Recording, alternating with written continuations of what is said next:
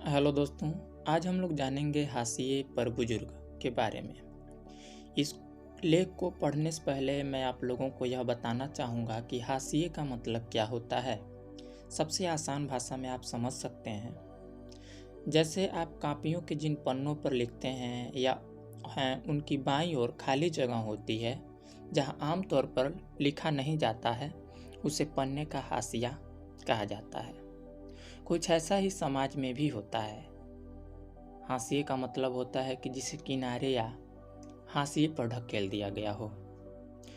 ऐसे में वह व्यक्ति चीज़ों के केंद्र में नहीं रहता।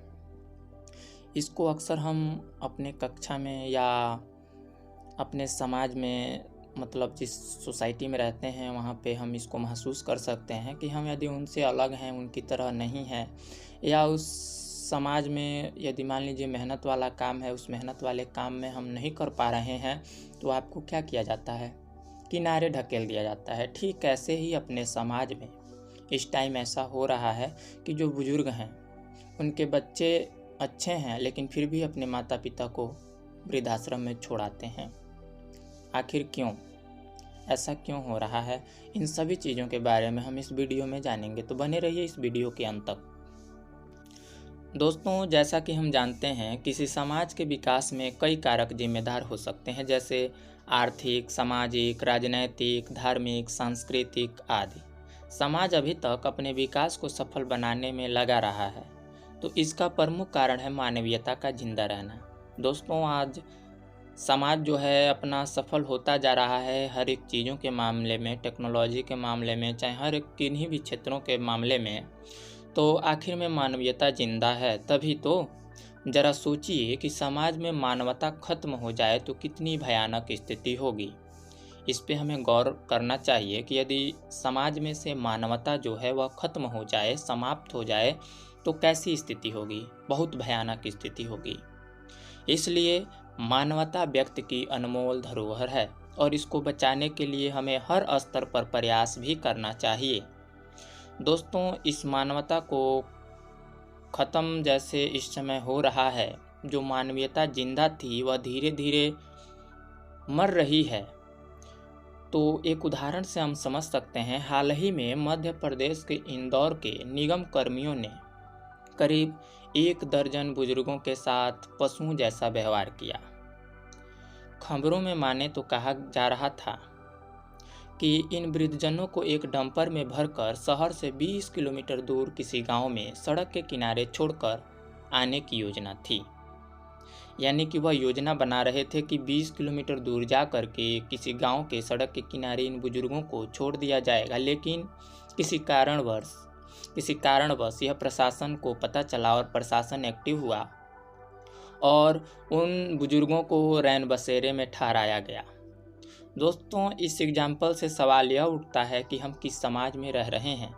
क्या हमें मानवता के स्तर पर इतने खोखले हो चुके हैं कि सही गलत की पहचान ही नहीं कर पा रहे हैं? चूँकि जो पीड़ित हैं, जो प्रताड़ित कर रहे हैं, दोनों ही समाज के ही हिस्से हैं। जो पीड़ित हो रहा है वह भी, जो प्रताड़ित कर रहा है वह भी समाज का ही हिस्सा है। पर इन दोनों में डिफरेंस क्यों है? अंतर ये कहाँ से आया? समाज कहाँ तक पहुँच चुका है? ऐसी घटनाओं के लिए हम प्रमुख कारण जिम्मेदार हैं। सबसे पहला तो कागजी शिक्षा का बढ़ता महत्व मुख्य कारण है। दोस्तों, ये जो कागजी शिक्षा है, इसके पीछे हम लोग अपनी नैतिकता और मानवता को भूलते जा रहे हैं, अपने संस्कार को भूलते जा रहे हैं। कागजी शिक्षा तो पा रहे हैं लेकिन संस्कार नहीं पा रहे हैं, नैतिकवान नहीं बन रहे हैं। दूसरा, उपभोक्तावाद के चलते हमारा समाज संयुक्त परिवार के बजाय एकल परिवार की ओर तीव्र गति से बढ़ रहा है। पहले होता था कि एक ही घर में बहुत संयुक्त परिवारें होती थी, बड़ी बड़ी परिवारें होती थी, यानी कि बाबा दादी, मामा मामी, यानी इस तरह से जितने भी लोग रहते थे एक में, चाचा चाची, ये जो पीढ़ी थी एक ही में रहती थी। लेकिन इस समय एकल परिवार है, सभी लोग अपने परिवार से अलग हो जा रहे हैं। जब कमाने खाने लायक हो जा रहे हैं तो वह अपने परिवार से अलग हो जा रहे हैं और बीच में फंस जाते हैं माता पिता, बुजुर्ग।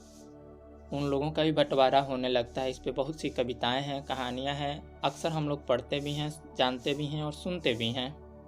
और क्या होता है कि हम अक्सर ऐसी घटनाओं के लिए राज्य को जिम्मेदार ठहरा देते हैं, जबकि ऐसे मामलों में सामाजिक दबाव कम देखने को मिलता है। इसके अलावा आर्थिक स्तर पर वंचित वर्ग का कमज़ोर होना भी अहम वजह है। जो आर्थिक स्तर से कमज़ोर हैं, राज्य द्वारा इनके लिए बनाई गई कल्याणकारी योजनाएं और कानून का उचित रूप से लागू नहीं होने के साथ साथ राजनीतिक इच्छा शक्ति का नहीं होना भी कारणों की फेहरिस्त में शामिल है। भारत में ऐसे कितने जनप्रतिनिधि हैं जो इस समस्या की ओर ध्यान देते हैं? बहुत सारे लोग हैं।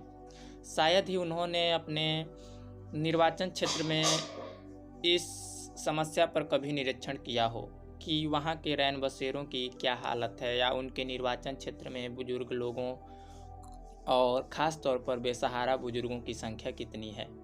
इसलिए सरकार और समाज की नैतिक जिम्मेदारी है कि वे इस वर्ग के कल्याण के लिए हर संभव प्रयास करें, क्योंकि वृद्धजनों के साथ हुए दुर्व्यवहार से केवल सामाजिक ताना बाना छिन्न भिन्न नहीं होता, बल्कि यह संविधान का भी उल्लंघन है। संविधान का अनुच्छेद 21 जो सबको गरिमामय जीवन जीने का अधिकार देता है, तो वहीं अनुच्छेद 46 कहता है कि राज्य का दायित्व होगा कि वह लाचार वर्गों के लिए बेहतर नीतिगत उपाय करेगा। यही कारण है कि शायद हम 1 अक्टूबर को अंतर्राष्ट्रीय वृद्धजन दिवस भी मनाते हैं। इनके विकास से सामाजिक संरचना तो ठोस होगी ही, साथ ही अंतर्राष्ट्रीय सूचकांकों में भी भारत की बेहतर स्थिति देखने को मिलेगी। इस लेख को लिखने वाले हैं सौरभ बुंदेला, भोपाल मध्य प्रदेश के। दोस्तों, इसके पहले मैंने एक वीडियो डाल चुका है कि बच्चे अपने मम्मी पापा से बात नहीं करते हैं, आखिर क्यों?